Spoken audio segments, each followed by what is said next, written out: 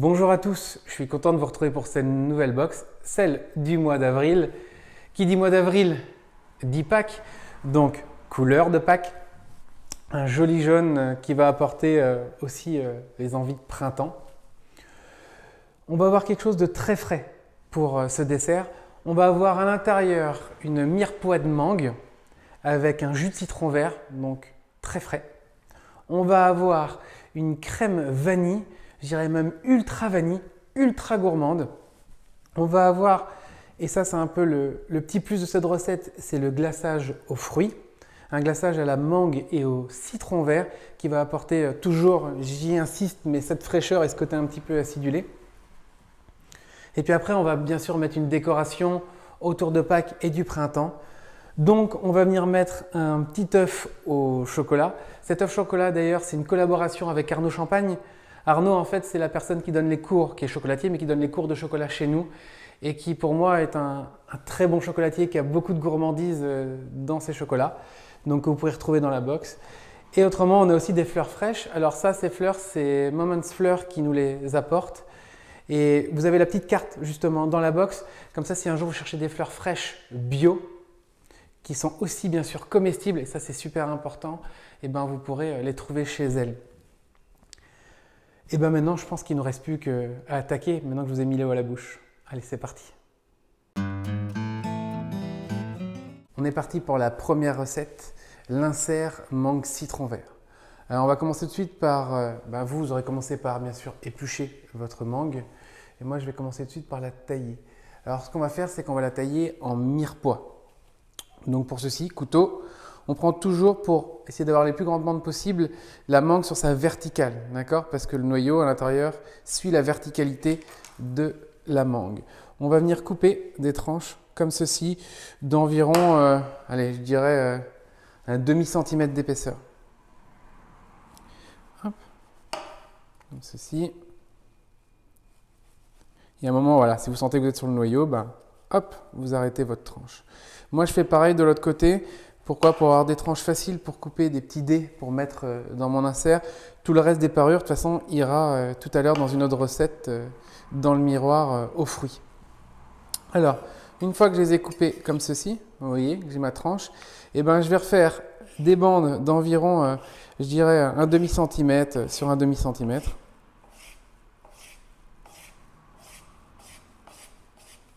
Et une fois que c'est fait, je les retourne et je refais pareil pour avoir des petits cubes, une mirepoix. Et en fait, on fait du 0,2, 0,5 sur 0,5, quoi.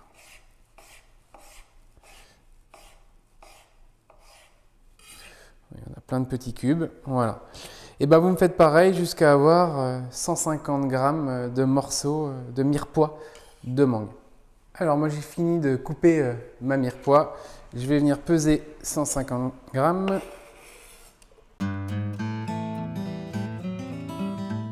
Alors moi là j'ai mes 150 grammes de mirepoix de mangue dans ma casserole. Petite chose, moi j'ai déjà pré-pressé mon citron vert pour gagner du temps. Maintenant ce que je vais vous demander, c'est vous, avant de presser vos premiers citrons verts, c'est de bien les zester, d'accord? De zester votre citron vert. Pourquoi? Parce qu'on va l'utiliser tout à l'heure pour en mettre dans le biscuit, histoire de ne pas perdre le zeste du citron vert avant de les avoir pressés, tout simplement. Voilà, c'était juste pour vous le dire. C'était un petit rappel parce que vous allez commencer par ça. Donc moi, je vais venir peser le citron vert que j'ai besoin en plus sur ma mangue.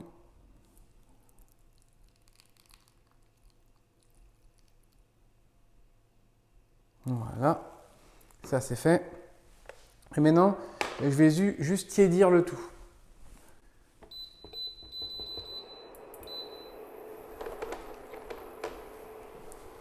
Pendant que ça tiédit, excusez-moi, je vais mettre une partie du sucre que j'aurais mis dans la recette.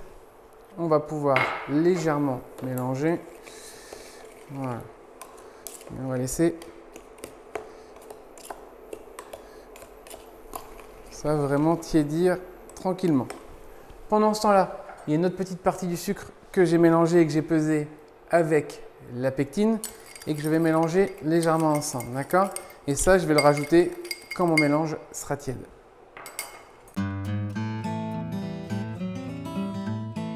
Voilà, mon mélange est tiède. Donc ici, je vais baisser un peu le feu parce que j'ai même une toute petite ébullition sur le côté de la casserole. Je vais venir y mettre en pluie mon mélange sucre et pectine, vous avez vu, tout en mélangeant. Voilà, parfait. Et le but maintenant, ça va être de reporter le tout à ébullition, mais vraiment sur un feu moyen doux. Pourquoi? Parce que je veux que les mangues commencent quand même à cuire légèrement. Si vous mettez votre feu à fond, ben vous allez avoir une ébullition tout de suite et vous allez débarrasser automatiquement tout de suite. Et vos mangues n'auront pas eu le temps de prendre un peu de chaleur et de légèrement compoter. Alors je ne veux pas qu'elles partent en purée, ce n'est pas le but du tout. Je veux qu'il reste des morceaux, qu'il reste de la mâche. Mais je veux qu'elles aient le temps de prendre la chaleur tranquillement. Donc sur un feu moyen, vous allez porter jusqu'à l'ébullition.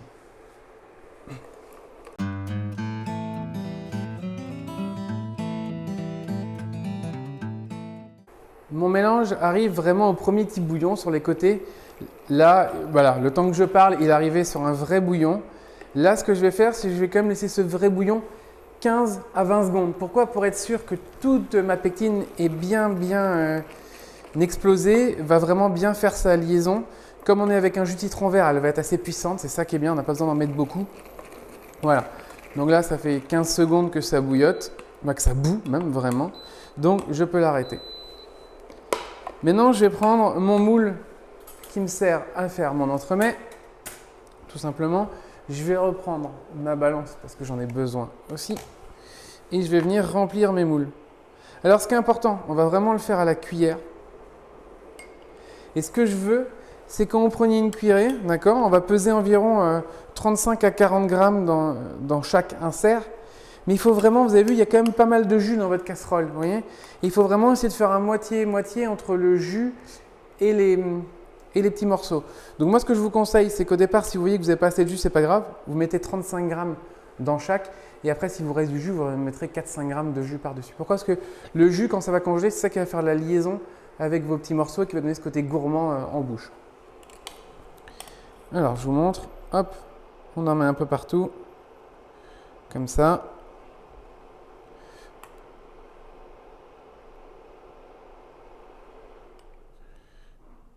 Voilà.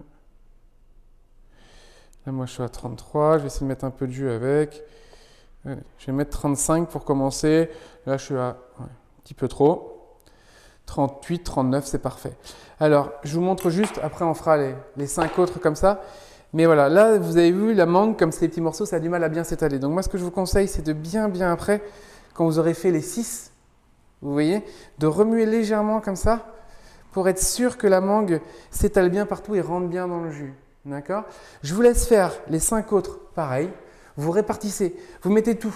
D'accord? Vous pouvez mettre tout de la mangue. C'est pas grave si ça fait un peu parce qu'on va les recouper après.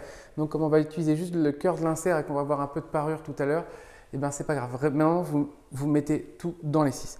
Et après, vous mettez ça minimum, je dirais 3-4 heures au congélateur pour que ce soit bien dur. Et on se retrouve au démoulage. Mes inserts sortent du congélateur après 4 heures de congélation. Donc, ce que je vais faire maintenant, c'est que je vais les démouler. Donc, je les démoule assez rapidement. Vous voyez, je pousse avec le pouce au milieu pour les sortir. Et je vais les mettre comme ceci. Donc, je fais comme ça. Hop, je pousse et je sors les 6.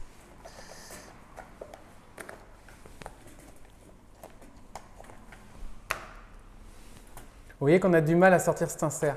Donc, si vous regardez, et je vous montre tout de suite pourquoi, si maintenant je veux remettre cet insert dedans, il ne passe pas, d'accord, parce qu'il est trop large. Donc, il va falloir qu'on recoupe nos inserts. Donc là-dessus, on va avoir un côté, sur notre emporte-pièce, excusez-moi, je cherchais le terme. Là, on ne va pas prendre le grand côté, mais on va prendre le petit côté, d'accord? Il va falloir découper l'insert avec l'intérieur du petit côté. Alors bien sûr, pour l'instant, c'est trop dur, donc il faut les laisser prendre température, je dirais, 1 minute ou 2, pour qu'ils deviennent un peu plus mous, que ce soit plus facile à les découper. Donc vous vous placerez bien, on va bien se placer au milieu. Je regarde, mais pour l'instant, c'est un peu trop dur. Et on va les découper. Donc, je laisse une petite minute passer pour que ça prenne température. Alors voilà, là, bon, comme est en train de me le signaler Céline, on est plutôt à 2 minutes qu'à 1 minute, d'accord? Donc là, on va se positionner dessus. On fait attention de bien voir le centre et de voir à l'intérieur, dans le rond, que on voit de la mangue partout à l'intérieur pour que ça soit quand même bien découpé. Et on va appuyer. Si jamais pour vous c'est un peu trop dur à la maison, n'hésitez pas à mettre un petit torchon dessus, hein, d'accord, pour ne pas avoir des grosses traces rondes comme ça. Et maintenant, ce qu'on va faire, c'est qu'on va s'aider avec un petit dos arrondi pour en fait, vous voyez, il va rester bloqué dedans. Donc là, regardez, ce que je vais faire, c'est que je vais enlever ce qu'il y a dedans. Ici, tout ça, regardez ce qu'on peut faire. On le met dans un petit pot, on ne jette pas. Hein. Tout ça, on va le réutiliser à la fin de la recette. Hein. Donc, on ne jette rien. Et ce petit boule, et ce qui est là, il faut le sortir. Donc là, avec un dos de cuillère, on va venir appuyer, vous voyez, délicatement à plusieurs endroits. J'essaye pas de tout sortir pour ne pas le casser en 1000 morceaux. Hein. On insère. Voilà, comme ça. Vous voyez, je le démoule tranquillement, je l'accompagne et il est démoulé. S'il est cassé à un endroit, c'est pas grave. Vous me faites pareil pour les 5 autres, d'accord? Et vous me remettez le tout au congélateur pour qu'il reste bien congelé jusqu'au montage final. Allez, je vais faire pareil pour les 5 autres. On attaque la recette de la ganache montée à la vanille. Alors pour commencer, on va s'occuper de notre gousse de vanille, d'accord? Donc il va falloir qu'on la fende et qu'on la gratte. Donc la fendre en deux et la gratter. Alors souvent, je vois que beaucoup de monde a la mauvaise méthode, donc je vais le remontrer dans la vidéo. Vous voyez, une gousse de vanille, souvent elle a un côté plat comme ça. 80% des gens vont prendre la gousse de vanille et la couper comme ceci. Eh ben non, on va la couper à plat. Donc c'est-à-dire qu'on va la prendre à plat, on va rentrer le couteau vraiment à plat, après on met son doigt de l'autre côté, vous voyez, et on continue comme ceci. Alors pourquoi je vous fais faire ça? C'est pas juste pour le plaisir de vous donner une autre méthode, hein. Non. Alors déjà parce que pour gratter c'est facile, donc toujours avec le dos du couteau, ok. On va gratter la vanille et on va déjà venir la mettre dans la partie de la crème à chauffer. Voilà. Mais pourquoi? Surtout parce que en fait, le maximum d'arôme de vanille, de goût de vanille, il vient pas des grains, il vient de la gousse. Et il vient du gras qui conduit dans la gousse. Donc du coup, ce qui se passe, c'est que si vous l'aviez coupé dans votre sens, votre gousse, elle aurait été pliée comme ça. Et donc du coup, automatiquement, comme elle est pliée, eh ben, le liquide chaud aurait plus de mal à extraire le goût que si elle est plate, vous voyez, parce qu'elle va avoir beaucoup plus de contact avec. Donc c'est pour ça qu'on la coupe dans ce sens-là. Donc pareil pour l'autre côté. On gratte, on met les grains dedans. Je viens de faire tomber des grains ici. Alors si comme moi le bout, vous l'avez mal coupé, parce que bien sûr, faites ce que je dis mais pas ce que je fais, eh ben, n'hésitez pas à recouper une dernière fois pour bien gratter ce qui reste là. Parce que comme elles sont riches, eh ben, c'est beaucoup de grains quand même. Hein. Et bien sûr, on met toujours aussi, comme je l'ai dit, les gousses dedans pour infuser. Et maintenant, on va porter le tout à ébullition. Comme visiblement, j'oublie toujours de vous le dire dès le départ de la vidéo, je vais le redire pendant ce temps-là. Bien sûr, on aura encore aussi mis notre gélatine d'abord à réhydrater avec de l'eau, 5 grosses minutes avant, pour pouvoir avoir quelque chose, vous voyez, qui est dur et qui tienne bien. Là, notre crème est en train de chauffer tranquillement. Si jamais des fois vous voulez vraiment avoir un goût de vanille hyper fort, ce que vous pouvez faire, c'est porter votre liquide à ébullition avec votre crème, laisser un gros quart d'heure, 20 minutes, poser cette crème à température ambiante pour pouvoir la laisser infuser, puis la reporter à ébullition et l'utiliser comme on va le faire tout de suite. Nous, on va le faire en direct, mais même moi à la maison, je vous conseillerais de la laisser bien 10 minutes reposer avant de la réchauffer. Vous allez voir, ça va vraiment accentuer le goût de vanille. Donc voilà, on est arrivé à la première ébullition, vraiment grosse ébullition, d'accord? Moi, je vais venir mettre la moitié de la crème sur le chocolat afin de le recouvrir. Voilà, je remue légèrement pour faire tomber tout le chocolat dans la crème et je ne touche pas pendant 1 minute. Pourquoi? Parce que souvent, on a tendance à vouloir remuer tout de suite pour créer l'émulsion. Mais comme on est sur des grosses pastilles de chocolat, et comme elles n'ont pas le temps de fondre, vous remuez, il n'y a qu'un tout petit peu qui fond, vous refroidissez trop vite le mélange et en fait ça ne fond jamais vraiment. Alors que si vous laissez 1 minute de la chaleur agir et que vous remuez, le chocolat aura eu le temps de prendre température et déjà de commencer à préfondre.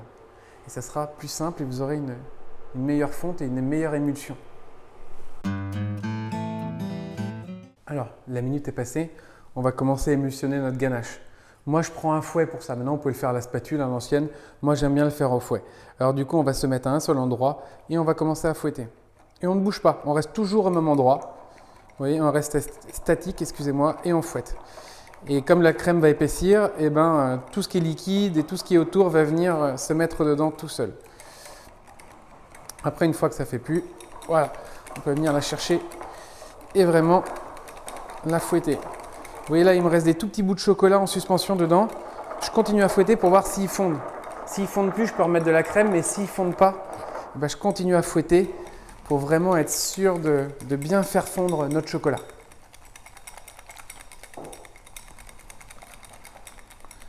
Voilà. Là, tout mon chocolat a fondu, donc du coup, je vais remettre de la crème. Je vais remettre que un tiers, la moitié de la moitié qui me reste, d'accord? Je me comprends comme ceci.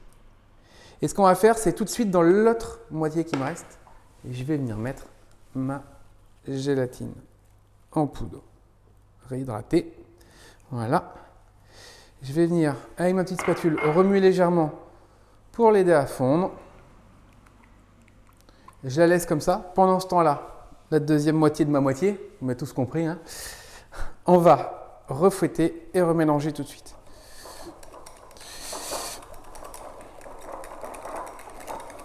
Voilà. Vous voyez déjà ici, j'ai une belle émulsion et j'ai plus de morceaux de chocolat dedans. Donc c'est parfait.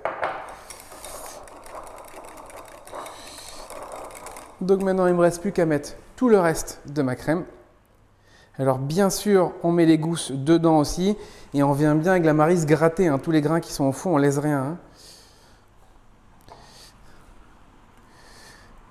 Comme disaient mes anciens chefs, les grains, hein, c'est le côté riche de la recette. Alors, on continue à fouetter pour incorporer cette dernière crème. On vient bien avec le fouet racler s'il y a du chocolat ou de la ganache un peu plus épaisse qui est sur les côtés. Donc là, la première partie de ma recette est finie. Si jamais, quand vous avez fini cette partie-là, vous retrouvez des morceaux de chocolat qui restent dedans, ou vous sentez qu'elle n'est pas lisse, brillante, que vous n'avez pas eu cette bonne émulsion, vous pouvez passer un coup de mixeur plongeur dedans. Donc mixeur au fond, bien sûr. Mais alors, n'oubliez pas juste une chose, c'est d'enlever vos gousses de vanille de votre ganache avant de mixer.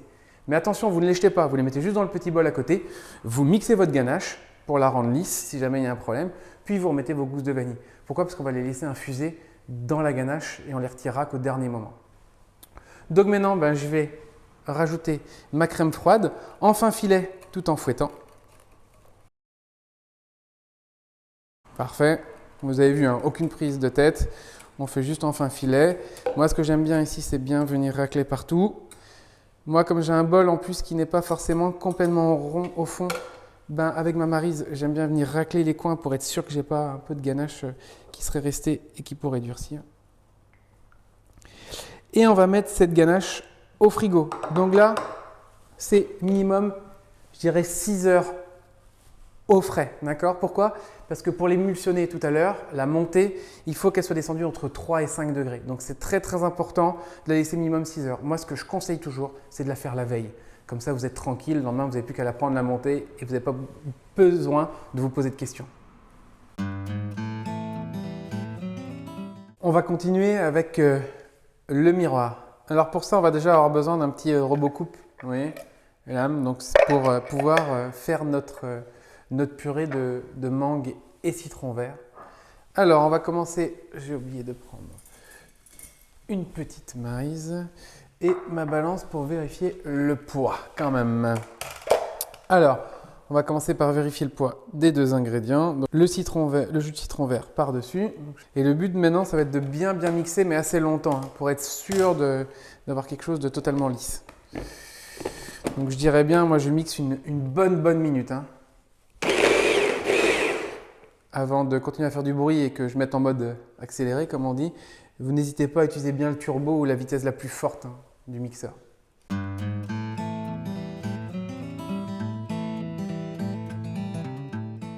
Alors là, j'ai fini de mixer. Je vais venir racler ce que j'ai besoin ici pour tout récupérer quand même un maximum. D'accord? Voilà. Ici, je vais enlever ma lame pareil. Si jamais, je le dis, quand vous avez acheté vos mangues, vous voyez qu'elles sont filandreuses. Ça peut arriver des fois que les mangues soient filandreuses, excusez-moi. Alors à ce moment-là, il faudra peut-être essayer de passer la purée dans une passoire, vous voyez, pour enlever dans une passette, un chinois pour enlever ces petits filaments. Par contre, il ne faut pas qu'il reste les 3/4 de la purée sèche dedans, hein. Il faudra bien écraser pour que ça passe. Il devra juste rester ces filaments. Autrement, vous n'aurez pas assez de matière. Alors, on va tout mettre dans la casserole. Une fois que c'est fait, comme tout à l'heure, je vais tiédir le mélange. Et pendant ce temps-là, je vais mélanger mon sucre et ma pectine ensemble. D'accord? Donc, je les ai déjà pesés ensemble, bien sûr. Et je vais bien les mélanger ensemble. Je ne l'ai pas dit tout à l'heure dans la vidéo de l'insert, mais on mélange toujours la pectine et le sucre ensemble pour éviter les grumeaux quand on le met dans le liquide. D'accord? Donc, ce n'est pas juste quelque chose de facultatif, c'est vraiment très important dans toutes les recettes en pâtisserie de mélanger la pectine et le sucre ensemble. Alors ici, ça a commencé à tiédir. Moi, je vais prendre un petit fouet et je vais faire tomber en pluie mon sucre et ma pectine tout en fouettant. Et là, maintenant, le but est de porter toujours en fouettant de temps en temps le tout à ébullition, mais vraiment un bon, vrai gros bouillon. Toujours pareil, sur feu moyen, pour avoir laissé le temps à la pectine et aux fruits de cuire. On arrive là à une vraie ébullition. Je veux une vraie ébullition. Voilà, ça a duré 5-10 secondes. J'éteins. Je vais venir enlever ma casserole du feu, tout simplement. Là maintenant, je vais venir y ajouter ma gélatine, oui, que j'ai pas dit tout à l'heure, que j'ai bien sûr réhydratée avant pour qu'elle soit bien épaisse, d'accord, bien réhydratée. Donc ça fait au moins 5 grosses minutes qu'elle réhydrate. Je vais reprendre une maryse et je vais venir mettre ma gélatine dedans. Je remets un petit coup de fouet pour l'incorporer, très rapide, vous allez voir pourquoi après. Je prends un couteau, je vous ai mis un colorant jaune, d'accord? Pourquoi? Parce que vous allez remarquer votre miroir il est bien jaune, votre miroir au fruits est bien jaune, et puis dès que vous allez mettre la pectine, il fonce un peu, et du coup on n'a pas une couleur assez joyeuse. Alors par contre, j'ai fait mettre un demi-gramme dedans, mais vous ne mettez pas un demi-gramme du tout, vous mettez juste une pointe de couteau, vous allez voir, juste, voilà, une grosse pointe de couteau, allez, comme j'ai fait une petite, j'en remets un peu plus. C'est largement suffisant, vous êtes quoi en faire en pagaille. C'est pas grave, du colorant poudre jaune, ça sert toujours. Voilà, là, je mélange pour l'incorporer. Et toujours pour être sûr de ne plus avoir de morceaux, que ce soit de gélatine, de pectine ou n'importe quoi, on repasse toujours un coup de mixeur dedans. Donc voilà, là quelques secondes, on essaie de rester au fond pour ne pas incorporer trop de bulles d'air bien sûr dans son miroir, et juste un tout petit peu.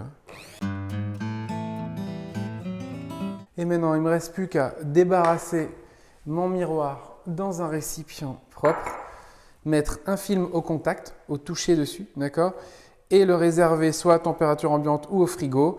Moi, ce que je vous conseille, c'est des fois de le faire même la veille, comme ça vous êtes tranquille et il n'y aura plus qu'à le réchauffer tout à l'heure au moment le lendemain, au moment de la finition de l'entremets. Donc voilà, un film au contact et au frigo. On se retrouve au biscuit. Alors, dans ma cuve, moi j'ai déjà pesé le beurre, une bonne demi-heure avant, une bonne heure pour qu'il soit tempéré. Donc comme je vous expliquais tout à l'heure, moi je vais le faire en direct, mais vous à la maison, normalement vous aurez déjà prélevé les zestes de citron vert. Si jamais vous l'avez fait la veille, c'est pas grave, laissez-le dans un pot, vous voyez, avec un petit papier légèrement humide, un petit papier absorbant humidifié que vous avez bien essoré, que vous avez posé dessus pour bien garder les zestes jusqu'au lendemain. D'accord? L'équivalent d'un demi, ça suffit. C'est juste pour donner du parfum au biscuit. Évitez de prendre trop la peau blanche, juste la peau verte, parce que si vous mettez la peau blanche, ça donne de l'amertume. Et on n'a plus de parfum du coup. On va mettre le beurre, le zeste et le sucre, bien sûr. Hop. Et on va mélanger jusqu'à ce que ce soit homogène, tout simplement.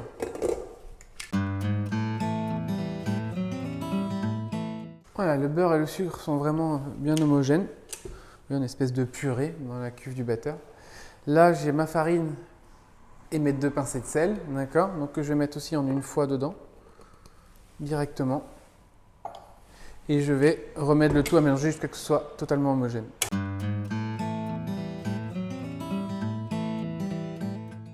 Si au bout d'un moment, la pâte commence à bloquer un peu au fond, puis que vous voyez qu'il y a des résidus de beurre sur le tour de votre cuve, n'hésitez pas à venir corner le tout, racler le tout avec une maryse, tout remettre au milieu pour que la pâte se fasse plus vite et comme ça en même temps vous travaillez quand même pas trop le gluten de la pâte.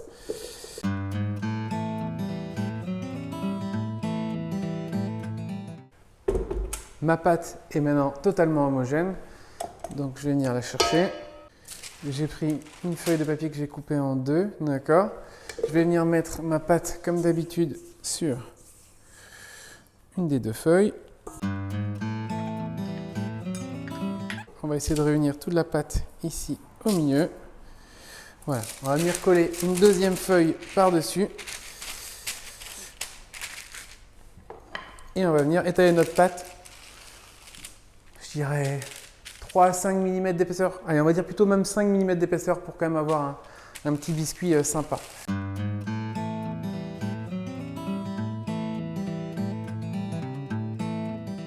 Alors je vais essayer de décoller la feuille du dessus et regarder donc avec mon côté grand cercle. Vous voyez, ça c'est l'emporte-pièce qui est dans le kit du moule. Donc côté grand cercle, je vais venir quand même marquer pour voir si je peux en faire 6. Là, parfait, j'en ai 6. Donc là, ce qu'on peut faire déjà, si on a envie, c'est de légèrement précouper, vous voyez, comme ceci, nos biscuits. Je regarde même si j'ai de quoi en faire un 7e. Voilà, c'est toujours bien d'en avoir un de plus si on peut. Alors, petite chose à savoir, cet emporte-pièce, en fait, il est fait pour suivre le creux, vous voyez, et en fait, ça recoupe au milieu pour l'enlever, pour avoir un biscuit qui suit juste le dessert. Mais nous, aujourd'hui, on va vouloir utiliser ce rond aussi. On veut que le biscuit reste au milieu. Pourquoi? Parce que vous avez vu la présentation générale, on a comme un petit jardin au milieu de notre dessert, et donc pour ça, il faut qu'il y ait du biscuit au fond. Donc, ce que je vais faire, c'est que moi, avec mon doigt, je vais venir juste légèrement, vous voyez, et réappuyer sur cette découpe du cercle intérieur pour qu'il recolle légèrement. Mais tout doucement, vous voyez, il n'y a pas besoin d'aller appuyer comme un forcené. C'est juste pour pousser la pâte pour qu'elle revienne se coller à l'autre. Une fois qu'on a fait ça pour les 6 cercles, et ben on va mettre cette pâte au frigo ou alors au congélateur. Moi, vous savez que j'aime toujours le congélateur parce que du coup, ça va plus vite et ça devient plus dur, plus facile à démouler. Allez, un quart d'heure, une demi-heure, afin de faire durcir excusez-moi, cette pâte entièrement. Et puis, on va se retrouver au bout de cette petite demi-heure pour la cuisson. Mon biscuit, moi, vient de sortir du congélateur qu'on avait précoupé tout à l'heure. Donc, je décolle la première feuille. Je décolle la deuxième. D'accord? Tout simplement. Après, bon, on peut retourner. Hein, et du coup, on va venir découper ces ronds. Vous voyez, du coup, ils ont recollé légèrement au milieu. Je vais décoller les 6. Alors, deux petites choses pour ça. Premièrement, une fois qu'ils sont prêts comme ça, bien sûr, vous pouvez les conserver aussi au congélateur hein, jusqu'à 3 mois. Donc, ce qui permet de les faire en avance hein, si jamais vous voulez le faire. Et deuxièmement, bah, c'est la cuisson. La cuisson, eh ben, ça va être 180 degrés, 10 à 12 minutes. Il faut qu'il commence à colorer légèrement. Hein. Ça dépend du four. Voilà. Il n'y a pas besoin de plus. Et on va les mettre à cuire. Puis après, vous les laissez refroidir tranquillement. Allez, on se retrouve pour le dressage tout à l'heure.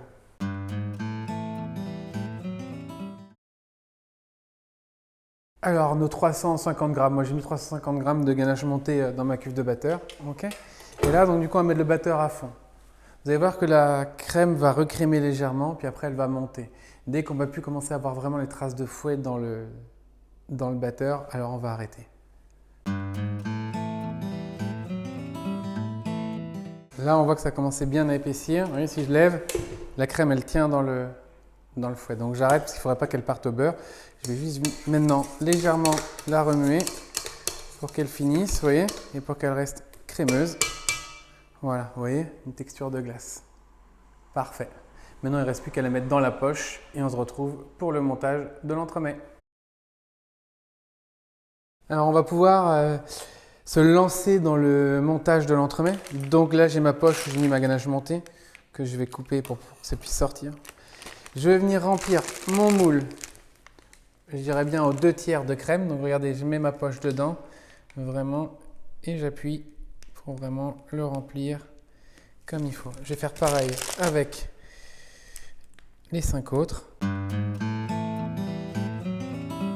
On a mis de la crème dans les 6 moules. Ce que je vais faire, regardez, je vais le prendre et je vais le taper légèrement sur le plan de travail pour être sûr de chasser des bulles d'air s'il y en a. Voilà, parfait. Maintenant, j'ai mes inserts, vous voyez, qui sont encore bien congelés. On va venir les prendre, on les décolle et on appuie.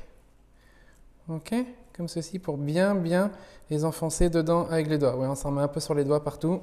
On va rajouter un tout petit peu de crème pour pouvoir, vous voyez, refermer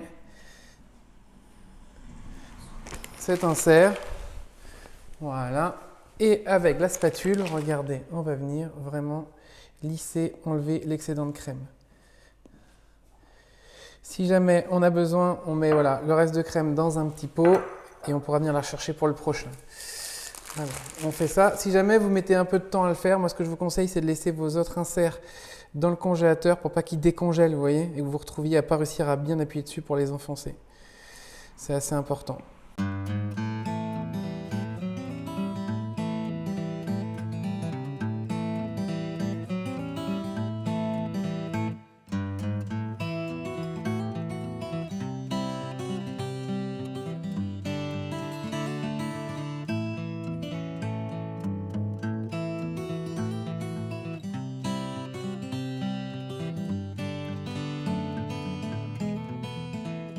Mes 6 entremets sont faits et maintenant il n'y a plus qu'à les mettre au congélateur environ 4 à 6 heures, ça dépend, et bien sûr jusqu'à 3 mois dans le congélateur. Allez, on se retrouve pour le glaçage. On va attaquer le glaçage, donc on est sur les dernières étapes de cet entremets.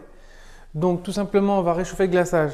Il n'y a pas vraiment de chaleur, je veux qu'il devienne liquide, d'accord ? Qu'il soit liquide, donc il peut être facilement à 45 degrés, voire même pratiquement 50. Il n'y a pas de souci, vraiment qu'il soit complètement liquide. Alors regardez, c'est très simple pour ce genre de glaçage. Moi je prends 2 cure-dents que je plante de chaque côté de l'entremet, comme ceci.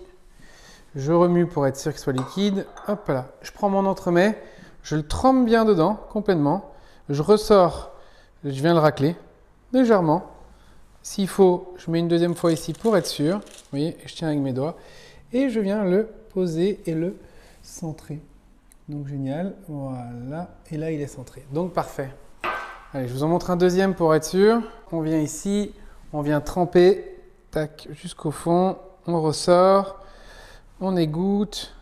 Comme ceci. Moi, j'aime bien venir régoûter une deuxième fois sur la feuille de papier. Et je viens poser sur le biscuit. 2 petites choses. Si jamais vous n'arrivez pas bien tremper, prenez peut-être un récipient plus petit pour avoir plus de masse. Et deuxièmement, peut-être tous les 2-3 entremets, si vous voyez que votre appareil, votre glaçage redevient trop épais, remettez-le 15-20 secondes au micro-ondes pour que ça reste toujours liquide. N'oubliez pas de la pectine qui refroidit très vite au contact du froid. Allez, je vous laisse faire les 4 autres pareils et on se retrouve pour le montage final. On arrive à l'étape finale de la décoration de notre entremet. Alors comme vous avez pu le voir, j'ai commencé moi par couper ma poche. Donc j'ai mis, je crois que c'est 1,5 cm dans la recette pour à partir de la pointe. Donc en fait, regardez, je vous en montre un. On va venir vraiment à l'intérieur, regardez, pocher comme ceci. 3 petits points pour remplir l'intérieur du sablé. D'accord ? Après, on va venir, moi tout de suite, poser un petit peu de mangue. Donc ça, c'est la mangue qu'on a repris. Vous voyez, je la remélange légèrement, qu'on a gardé des parures. Alors moi, j'aime bien m'aider un peu de ma petite pince pour en mettre un peu partout. Voilà, parfait. C'est juste pour amener un petit peu de couleur et un petit peu de déco et surtout de la gourmandise. Après, donc c'est les demi-œufs qu'on vous a mis dans la box. Alors je le mets où il y a un petit trou là, comme ceci. Voilà. Petit peu comme ça, hop, je vous le tourne légèrement. Après j'en ai gardé, il y en a plusieurs, vous voyez, donc je les ai coupés, j'en ai coupé un en 2. Et là ce que je fais, regardez, je recoupe juste des petits morceaux comme ceci. Alors si jamais vous avez, vous voyez, les petits arrondis, c'est ce qu'on a fait tout à l'heure, on s'est amusé à mettre un petit arrondi juste ici, comme ceci. On pourrait même le mettre peut-être un petit peu... C'est moins joli comme ça. Ça colle un peu, hein. Il y a du praliné dedans.